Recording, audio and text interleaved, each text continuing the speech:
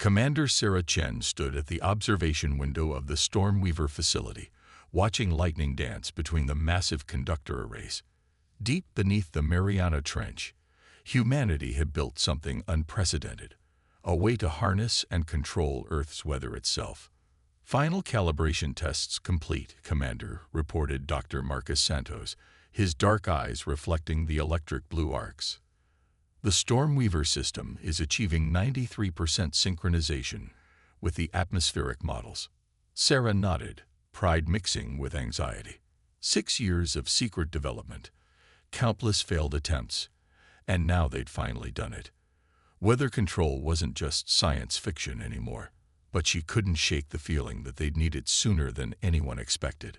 The facility's alert system shattered the moment. Red warning lights bathed the observation deck as Chief Analyst Yuki Tanaka's voice came over the speakers. Commander Chen to the sensor lab immediately. We're detecting something impossible. Sarah sprinted through the corridors of the underwater base, her footsteps echoing off steel walls. The sensor lab was chaos when she arrived. Dozens of screens showing disrupted weather patterns, gravitational anomalies, and energy signatures that defied explanation. It started 20 minutes ago, Yuki explained, pulling up a global map covered in angry red spots. Massive gravitational distortions appearing in low Earth orbit. They're organized, Commander. Too organized to be natural. First contact. Sarah breathed, watching new anomalies blossom across the display. If it is, they're not coming in peace. Dr. Santos had followed her to the lab. These distortions, they're creating atmospheric interference patterns consistent with weapons testing. Someone's probing our defenses. The room fell silent as implications sank in. Humanity had hoped its first contact with alien life would be peaceful. Now it seemed they'd been preparing for the right war with the wrong technology. How long until they break through? Sarah asked. At current rates of gravitational buildup, Yuki checked her calculations. 12 hours, maybe less. Sarah straightened. Decision made. Contact the World Security Council. Tell them Project Stormweaver is moving to phase Omega ahead of schedule. And get me Admiral Chen. Sarah. Marcus started. The system isn't fully tested. Using it at full power cold. Could be our only chance, she cut him off. Humanity built this facility to protect Earth. We're not going to sit idle while aliens tear apart our atmosphere. Warning klaxons blared again as new data poured in. The gravitational anomalies were intensifying, forming patterns that could only be artificial. Somewhere above them, an alien force was preparing for invasion, confident that Earth was defenseless. They had no idea that humanity had learned to weaponize weather itself. All personnel to battle stations, Sarah commanded, her voice carrying across the facility's comm system.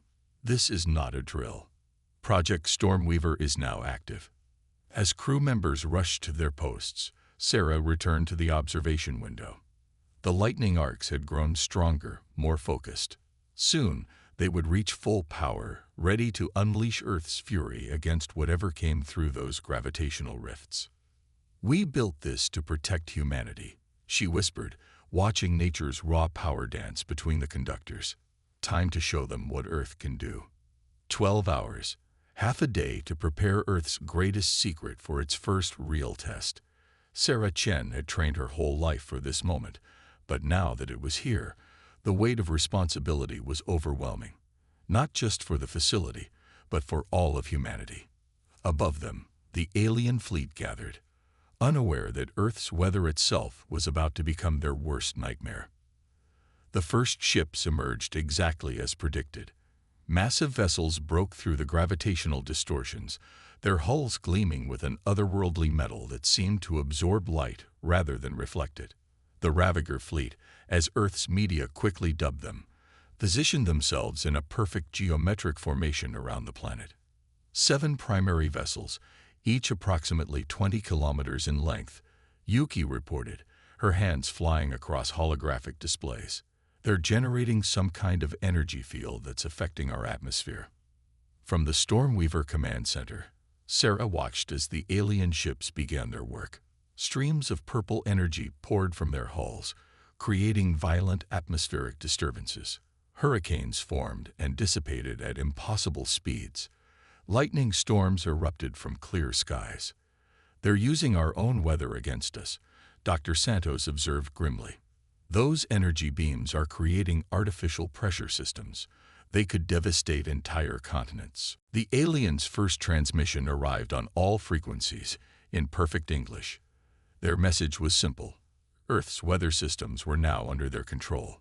"Surrender or watch your cities drown in storms of our making." Sarah allowed herself a small smile. They think they're the only ones who can control the weather. Time to show them how wrong they are. Begin primary sequence.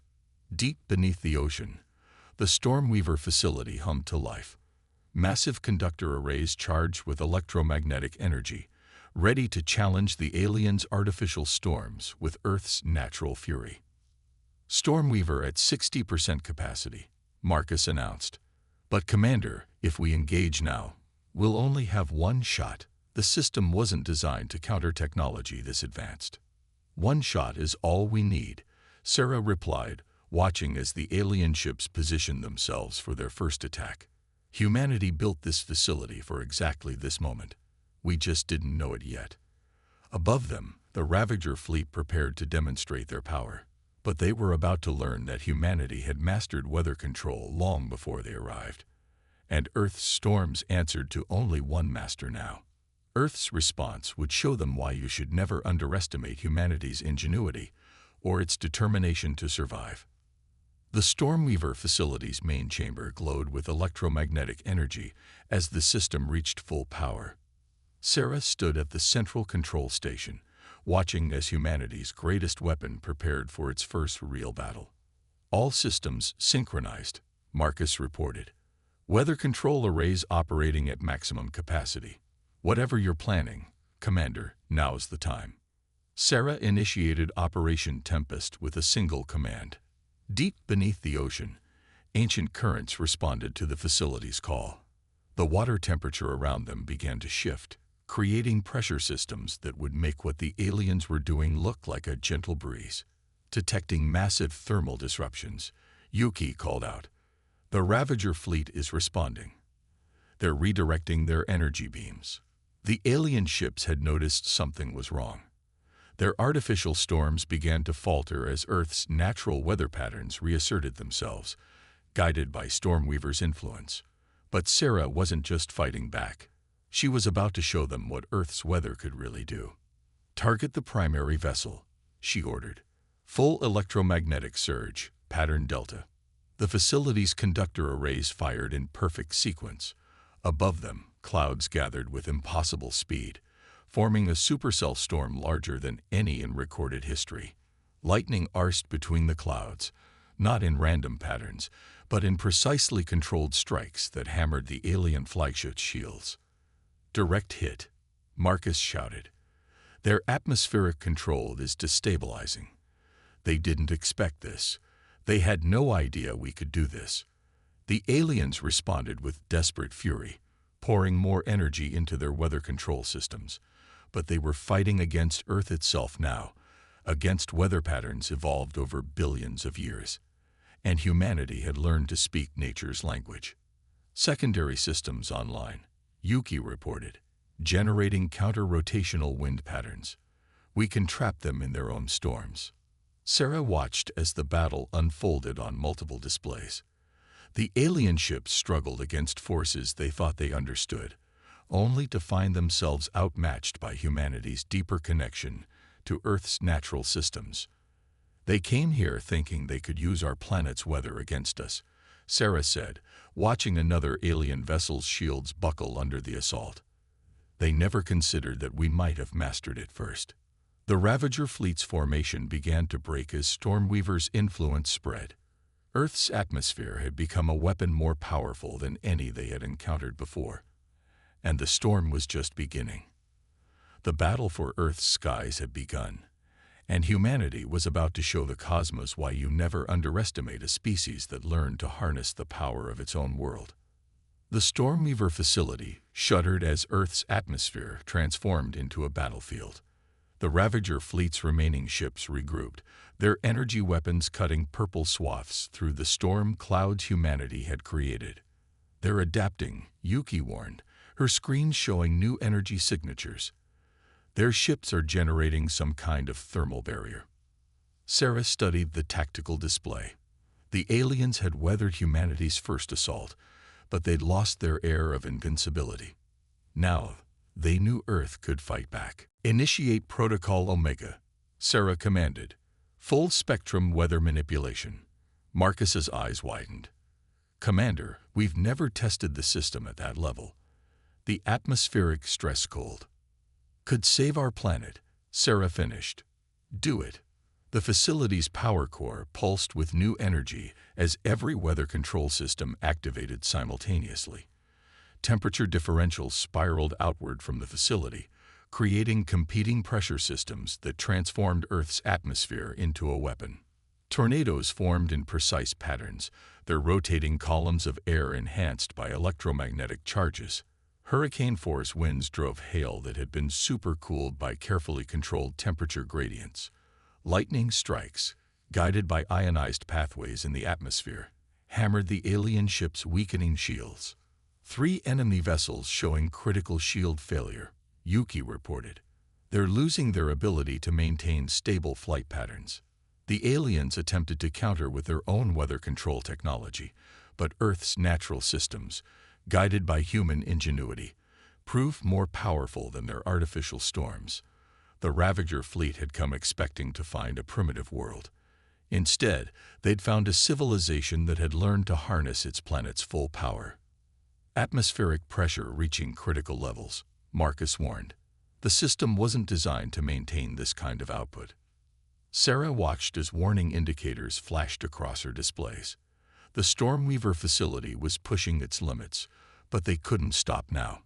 This was humanity's chance to prove itself against an advanced alien threat. "Divert all remaining power to the main conductor array," she ordered. "Let's show them what Earth can really do." The battle reached its crescendo as nature itself seemed to rise against the invaders. The Ravager fleet's formation crumbled under the onslaught of precisely controlled natural forces. They had come to conquer Earth using weather as a weapon. Now they were learning why that had been a terrible mistake. The Stormweaver facility's warning sirens blared as systems approached critical limits. Sarah watched the tactical display as Earth's greatest battle reached its climax. "Core temperature exceeding safety parameters," Marcus reported. "We've got maybe 10 minutes before total system failure." "That's all we need," Sarah replied. "Initiate final protocol." The facility channeled its remaining power into one last assault. The atmosphere above churned with unprecedented fury as decades of weather control research culminated in a single moment. Temperature differentials collapsed into each other, creating a storm system that defied classification. The alien flagship, struggling against forces it couldn't comprehend, tried to retreat. But Earth's atmosphere had become a trap, guided by human understanding of natural weather patterns refined over countless generations. Yuki's voice cut through the tension. "Multiple enemy vessels breaking apart. Their hulls can't handle the pressure differentials." The Ravager fleet's remaining ships crumbled under forces they thought they had mastered. Their energy weapons flickered and died as Earth's storms tore through their defenses. Humanity had turned their own strategy against them, but with a deeper understanding of how weather truly worked. Sarah watched as the alien fleet dispersed in panic, their formation completely shattered. The ships that could still fly retreated toward the same gravitational anomalies they'd arrived through, leaving their damaged companions behind. "They're running," Marcus said in disbelief. "We actually did it." The facility powered down as the storms above began to dissipate. Earth's atmosphere gradually returned to normal, though the scars of battle would remain visible in weather patterns for months to come. "Send word to the Security Council," Sarah ordered. "Earth is secure. And let everyone know, if they come back, we'll be ready." The Ravager fleet had come expecting to find an easy conquest. Instead, they discovered that humanity had not only mastered its own planet's weather, but had turned it into the ultimate defensive weapon.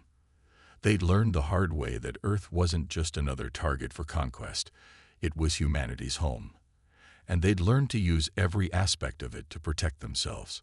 As the last alien ship disappeared through the gravitational rifts, Sarah allowed herself to smile. Humanity had faced its first major extraterrestrial threat and emerged victorious. And they'd done it not by matching the aliens' technology, but by better understanding and harnessing the natural forces of their own world. The stars above might hold countless other threats, but Earth's weather would always answer to humanity first. They had proven themselves worthy custodians of their planet's power, and any future invaders would think twice before challenging Earth's mastery of its own atmosphere.